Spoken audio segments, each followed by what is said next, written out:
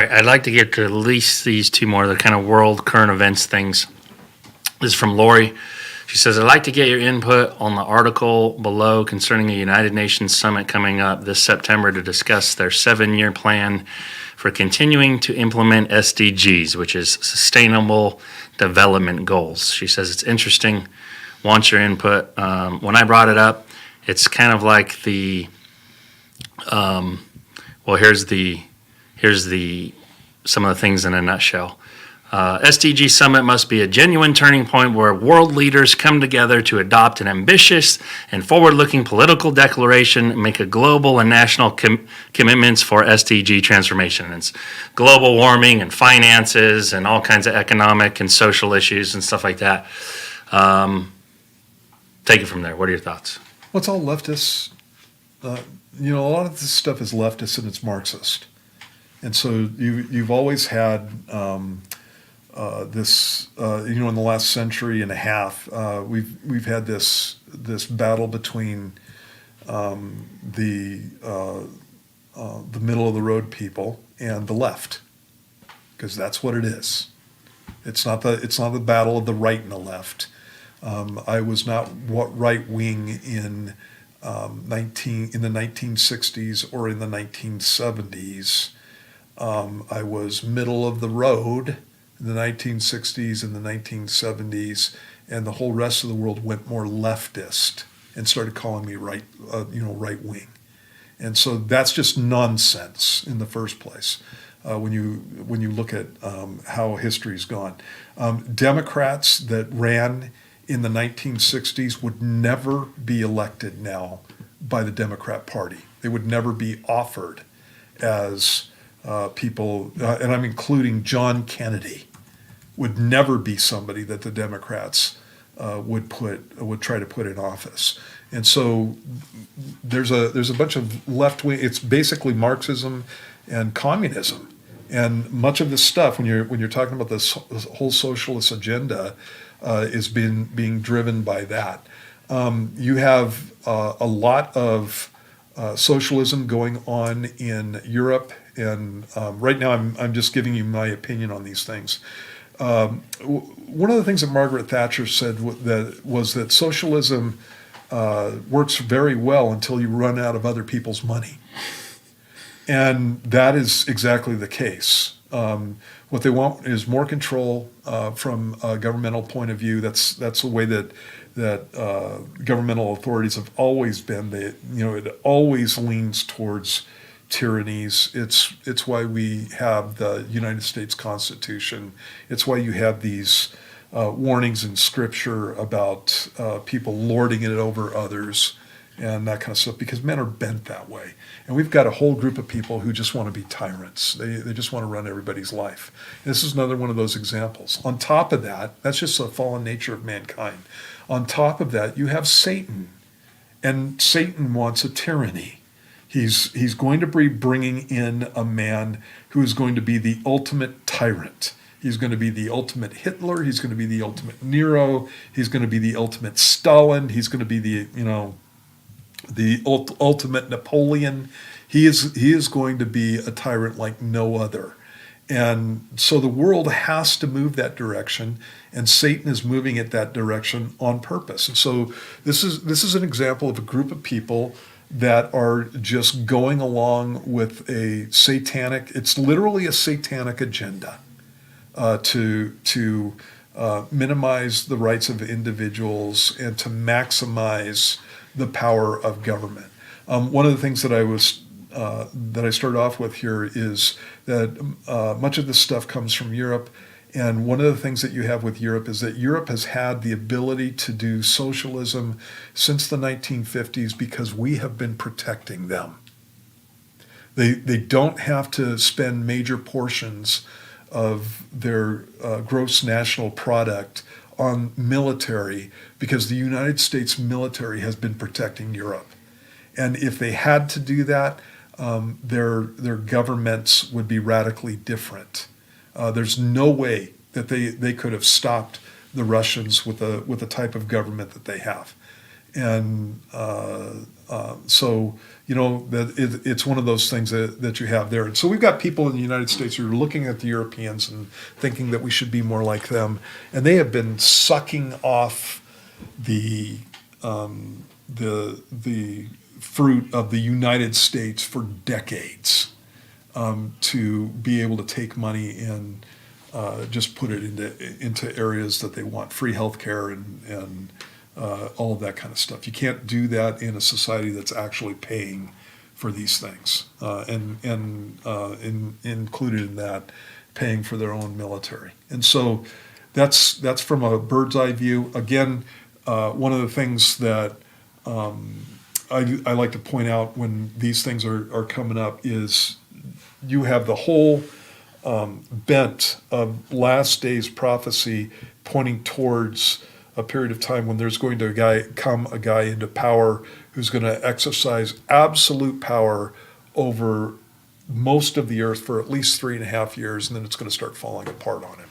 And then you have the second coming of Christ. So that's where the world's going. That's what Satan's doing behind the scenes.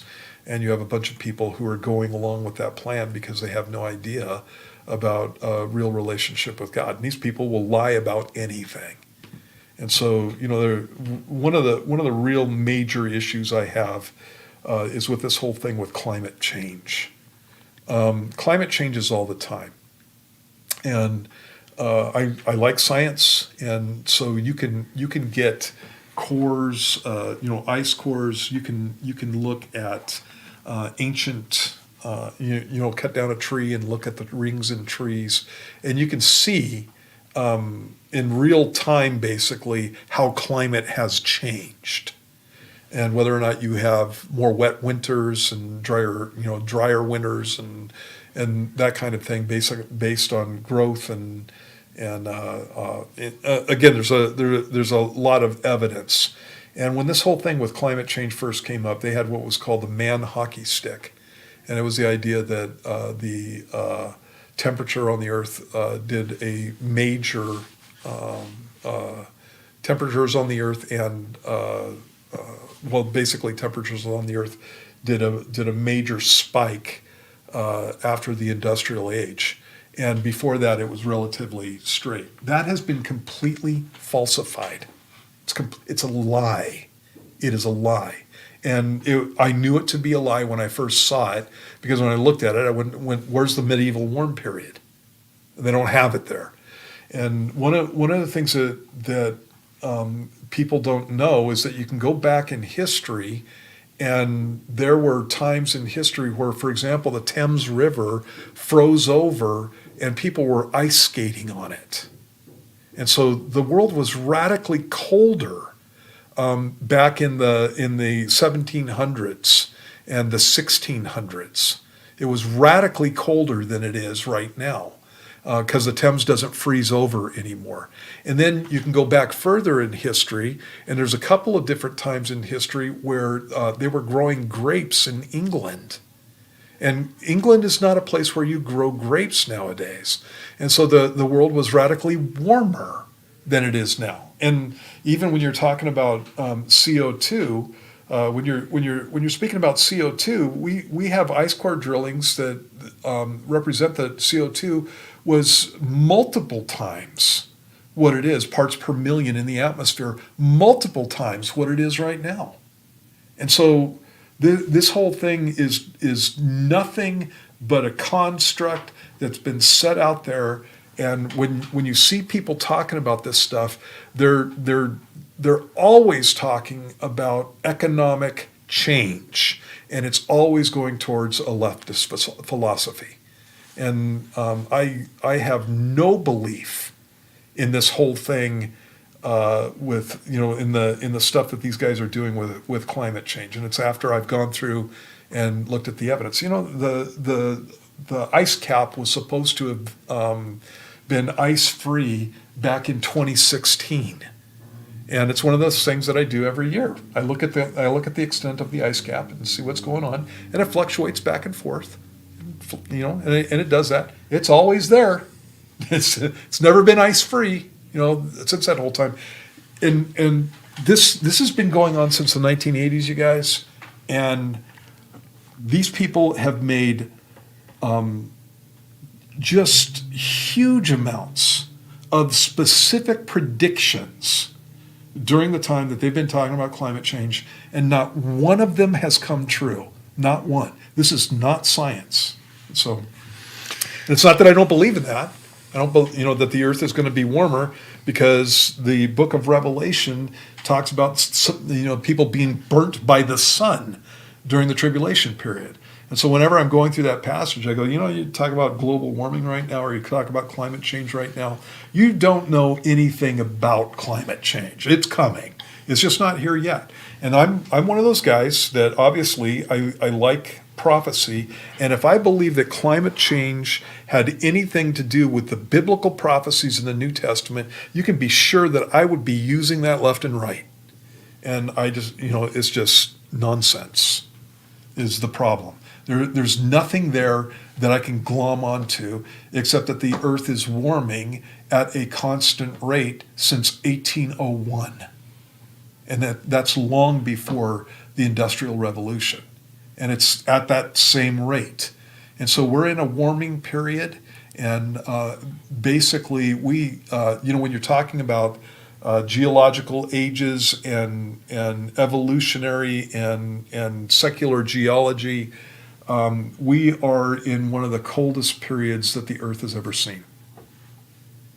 And again, they're getting that from ice cores and stuff like that. The earth has been radically warmer in the past, and people haven't died. By the way, the earth is greening right at this moment. One of the things that these people are talking about is CO2 in the atmosphere, and it's like, oh no, CO2 is what you breathe out.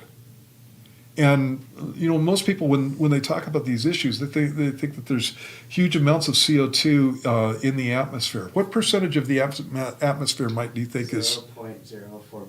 Oh, you don't. Good job, Mike. It is way less than 1% of the atmosphere. What Mike said was 0.04%. It's way less than 1% of the atmosphere. And